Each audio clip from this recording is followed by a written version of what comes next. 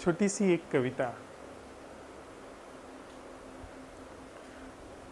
बूंदों के भार से काले हुए बादल ने, बूंदों के भार से काले हुए बादल ने अपनी सारी बूंदें नदी की अविरल धारा, वृक्ष की लाल कोपल और हरी घास की जड़ों में उड़ेल दी। ऊंचे उड़ते उसके अहम को आसमान भी न पचा पाया था, लेकिन वह सयाना जब सहर्ष झुका, उसके अहंकार की सारी कालिख झर गई। उसकी बूंदें भी कहीं नदी से होकर सागर हो गई और कहीं मिटते हुए भी वे किसी वृक्ष को सींच गईं। उधर आसमान में बादल की अहम से मुक्त निष्कलुष शेष श्वेत अस्मिता धीरे धीरे निरभ्र आकाश में आत्मसात हो गई। कविता यह कह रही है कि यह जो हमारा अहंकार है, यह ऐसा ही है जैसे काला बादल। बादल अपने पास जो उसकी क्षमता हो जाती है ना बूंदों को ढोने की, उससे बिल्कुल काला हो जाता है। और जब वो उसके पास कुछ होता है तो उसे फिर लगता है कि आसमान भी उसे रोक नहीं पा रहा है, आसमान की सीमाएं वह उसके लिए कहीं बची नहीं है, वह ऐसा हो जाता है। लेकिन जब वह झुकता है, कविता कह रही है जब झुकता है और अपने को उड़ेल देता है, नदी की धारा में उड़ेल देता है बहने के लिए, नदी की धारा में खुद को समर्पित कर देता है, गिर जाता है, बरस जाता है, बह जाता है। या वृक्ष की लाल कोपल होती है ना, कोपल जो लाल पहला नाजुक पत्ता आता है पल्लव में, टहनियों में, उस पर वह अपनी बूंदें उड़ेल देता है। घास की हरी जड़ों में, हरी घास की जड़ों में वह अपने को बिछा देता है, अपने को समर्पित कर देता है। वह जो ऊंचाइयों में ऊंचा ही उड़ता चला जाता था, पहाड़ से भी ऊंचा उड़ता चला जाता था, वह घास की जड़ों में जब अपने को बिखेर देता है, उसके अहंकार की सारी कालिख झर जाती है। बादल जब झर जाता है, बरस जाता है, उसकी सारी कालिख मिट जाती है। एक ही कालिख हमारे अंदर है, अहंकार, मैं। फिर उसकी बूंदें भी कहीं नदी से होकर सागर हो गई, और जो उसके अंदर बूंदें थी जिनको लेकर के वो इतराता था, सामर्थ्य थी, वह सामर्थ्य भी नदी से बह करके कहीं जा करके सागर हो जाती है, सागर की तरह विराट हो जाती है। और कहीं मिटती भी है तो वृक्ष को सींच देती है, वृक्ष की जड़ों को सींच देती है। उधर आसमान में बादल की अहम से मुक्त निष्कलुष शेष श्वेत अस्मिता धीरे धीरे निरभ्र आकाश में आत्मसात हो गई। कविता यह कह रही है कि जैसे ही वह अपने को बिखेर देता है, अपने को समर्पित कर देता है, वैसे ही वह भी जो उसकी अस्मिता बचती है ना, बादल जब बरस जाता है तो बिना पानी का बादल, सफेद बादल जो हमें आकाश पे पीछे नजर आते हैं, सफेद बादल जिसमें पानी नहीं होता है, बस एक अस्मिता, कुछ है नहीं, अहंकार, कुछ बाद उसमें उसके पास कुछ अब पानी नहीं रहा, सामर्थ्य नहीं रही, लेकिन अब बस एक अस्मिता के रूप में श्वेत बादल बचा है। वह धीरे धीरे धीरे आसमान में घुल जाती है। हमारी ध्यानशाला की यह अंतिम बैठक है, यह 7वां दिन है, 7वें दिन की साँझ है, 12वीं बैठक है। बीच में 2 बैठकें नहीं हुई हैं जो कि इस क्रम में हो, वे बैठकें फेसबुक लाइव और जो सप्ताहांत संवाद होता है उनमें हुई है। तो क्रम में हम लोग पूरा 7 दिन तक हम ध्यानशाला में साथ साथ चले हैं, साथ साथ चलते हुए हमने सीखा है उसी क्रम में यह ध्यानशाला पूरी हो चली है, समाप्त नहीं, पूरी। इसका अंत नहीं हो रहा है। यह जो सीखना हुआ है, यह और कुछ विराट के लिए सीखना हुआ है। इस समय चारों ओर वर्षा हो रही है और सामने खड़े वृक्ष वर्षा में भीग रहे हैं। पंछियों का जो कलरव है वह इस समय शांत है और पूरा अस्तित्व हम लोगों को, जो हमने सीखा है, जो हम सीख रहे हैं, जो हमारे जीवन में अंकुरित, पुष्पित, पल्लवित हो रहा है, उसमें साथ साथ सहयोग कर रहा है। हमने साथ साथ चलते हुए पहले दिन संवाद की कला को सीखना शुरू किया था। संवाद की कला को सीखने के क्रम में हम लोगों ने संवाद के जो दोनों हिस्से हैं, श्रवण और भाषण, सुनना और बोलना, सुनने के जो चारों तल हैं उस पर अवधान का आवाहन किया, जागरण का आवाहन किया। उसके लिए जो उपयुक्त और सटीक प्रश्न हैं वे उठाए और उन प्रश्नों को उठाने में हमने उन तलों पर जागरण को उद्घाटित करने की कला सीखी। हमने श्रवण के भाग में पहला जो तल है उसमें ध्वनि सुनना, वह ध्वनि सुनना जो कि सामने वाले व्यक्ति के द्वारा आ रही है, साथ ही साथ वह सारी ध्वनियां एक साथ सुनना, बिना बांटे सुनना, जो कि उस समय घट रही है।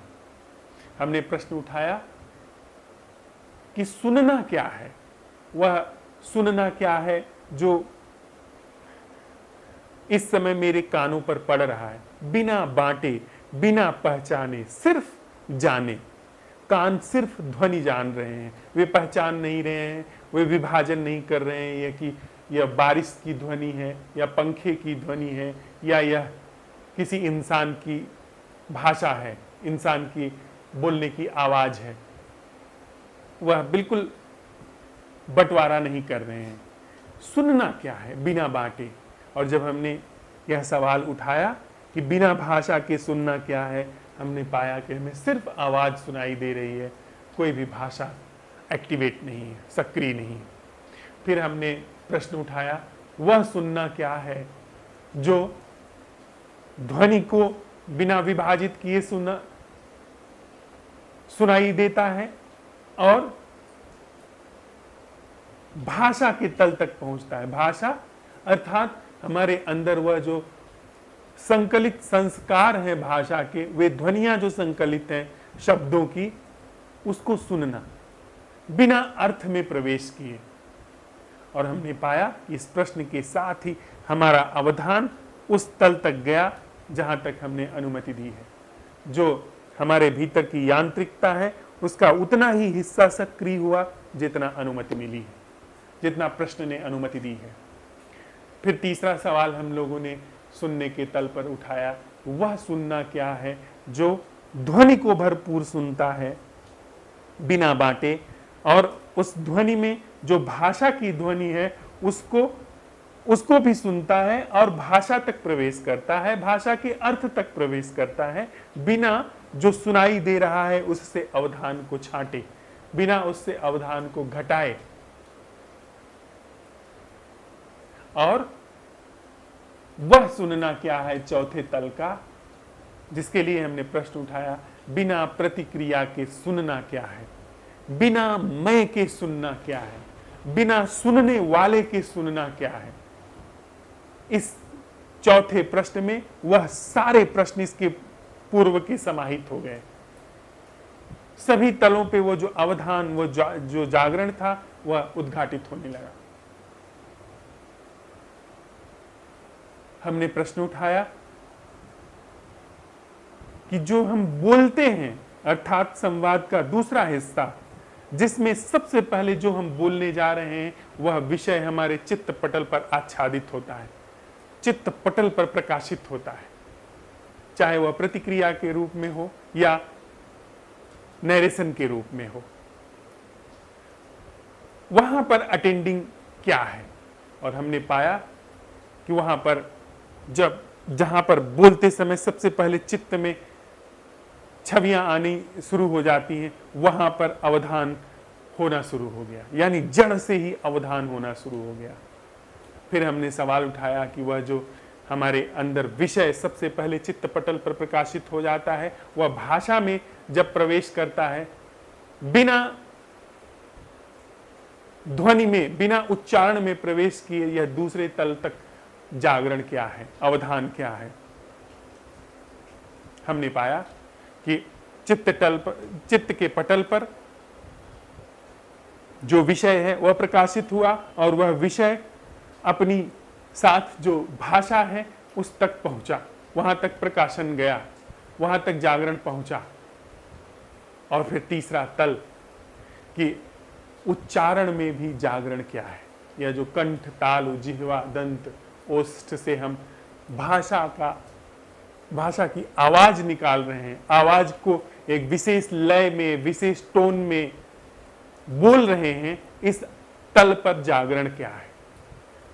और फिर अंत में बोलने में जो भी बोला जा रहा है वह चित्त पटल पर उभरते विषय से लेकर के उच्चारण तक जागरण क्या है। हमने पाया कि एक अखंड जागरण वहां पर प्रवेश किया, उद्घाटित हुआ।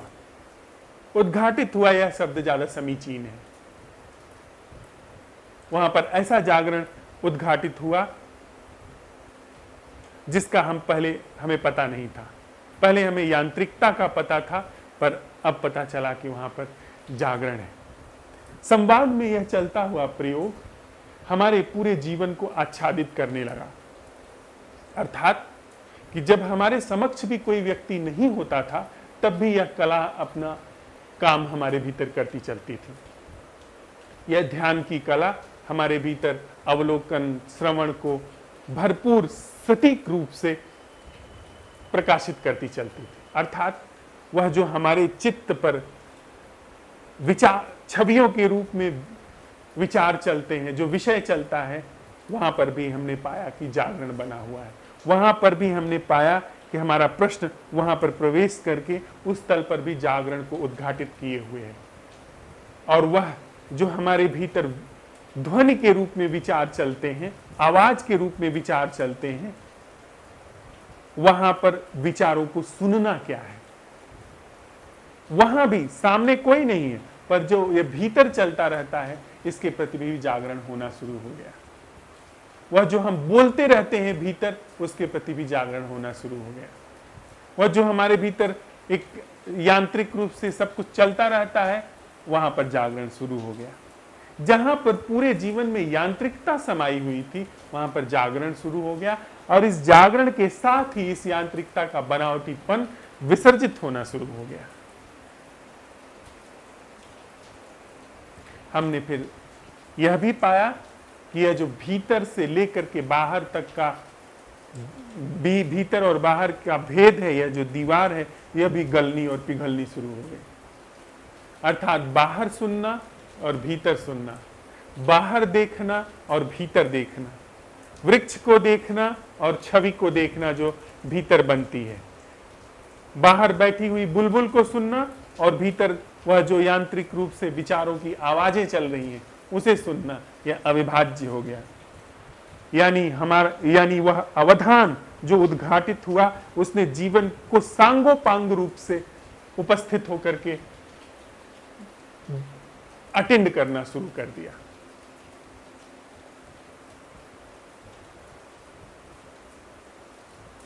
और इस अटेंडिंग में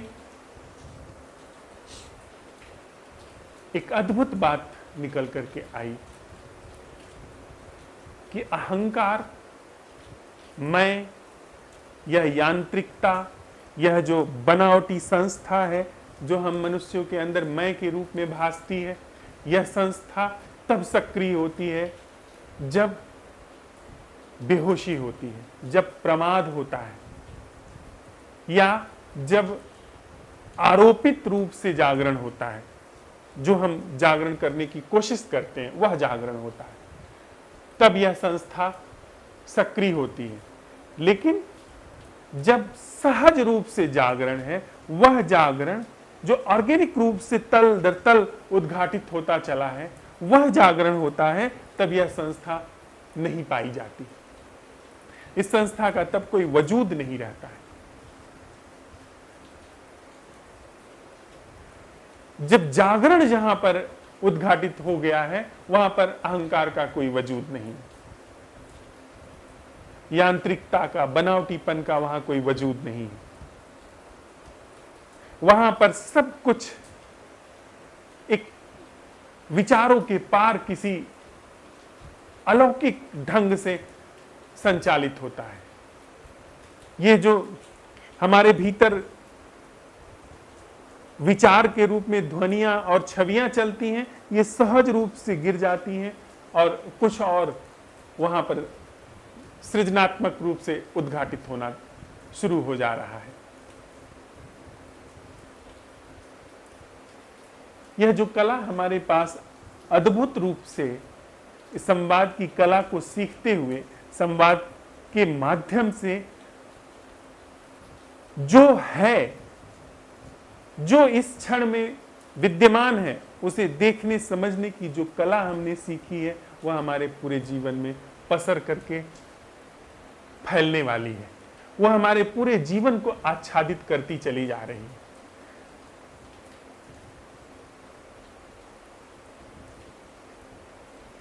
हमने जो यह ऑर्गेनिक रूप से जागरण, वह जागरण नहीं जो कि मैं करता हूं, वह जागरण जो हमने प्रश्नों के माध्यम से उद्घाटित किया है।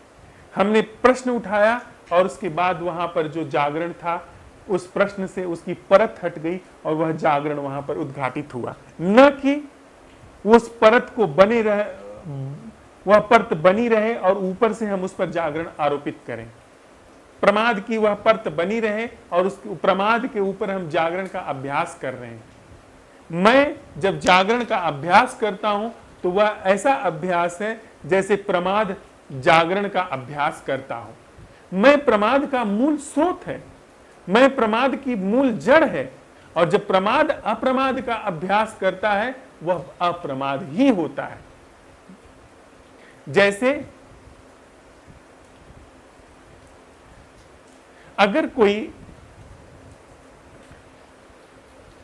कीचड़ सोना बनने की कोशिश करता है, तो वह किसी भी फार्म में हो, वह कीचड़ ही होता है। उसकी मूल धातु जो है वह कीचड़ ही है। लेकिन यदि जो कीचड़ वाला हिस्सा है वह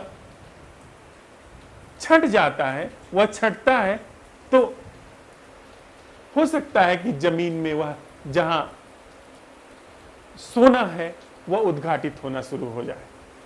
खदान में जब मिट्टी हटाई जाती है तो सोना उद्घाटित होता है।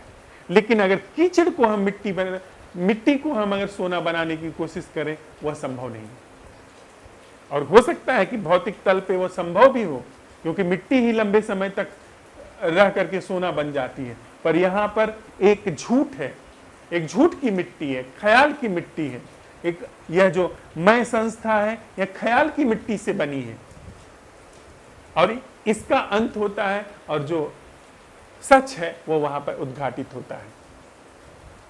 तो हम लोगों ने साथ साथ चलते हुए यह जो अनूठी कला सीखी है, जिसमें न कोई सिखाने वाला था, न कोई हमने शास्त्र का अनुगमन किया, न किसी विधि का अनुगमन किया, बस आपस में संवाद करते हुए, एक दूसरे की आवाज सुनते हुए, उस आवाज के माध्यम से अपने भीतर जो संस्कार है उसको देखते हुए, हमने प्रश्न उठाते हुए, बोलने में जो सभी तल हैं बोलने के, वह देखते हुए, वह उद्घाटित करते हुए जो कला सीखी है, उसके लिए हम सब मित्र एक दूसरे के प्रति कृतज्ञ हैं।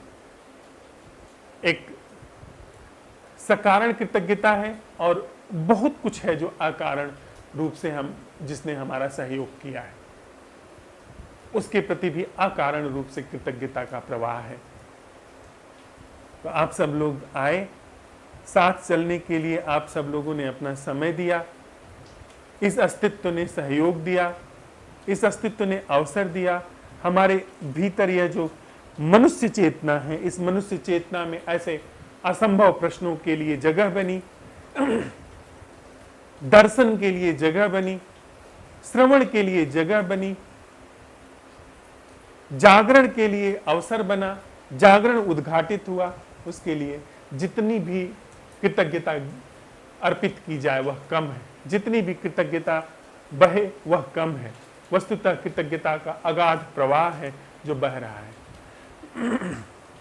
और मेरी यह मंगल कामना है कि हम सब लोगों के जीवन में, जो यहाँ पर भौतिक रूप से उपस्थित हैं और जो भौतिक रूप से उपस्थित नहीं भी हैं, जो बाद में भी इन चीजों को सुनेंगे समझेंगे, उन सब के जीवन में यह असंभव प्रश्न, यह देखने सुनने ध्यान की कला बिना किसी निर्भरता के, बिना किसी गुरु के, बिना किसी विधि और शास्त्र के उनके जीवन में अंकुरित हो, उद्घाटित हो और वह अपने अभीष्ट तक जाकर के पहुंचे, जहां पर ऐसी कीमिया फिर अटल हो जाती है जो कहें तो परमात्मा की कीमिया है। इसके लिए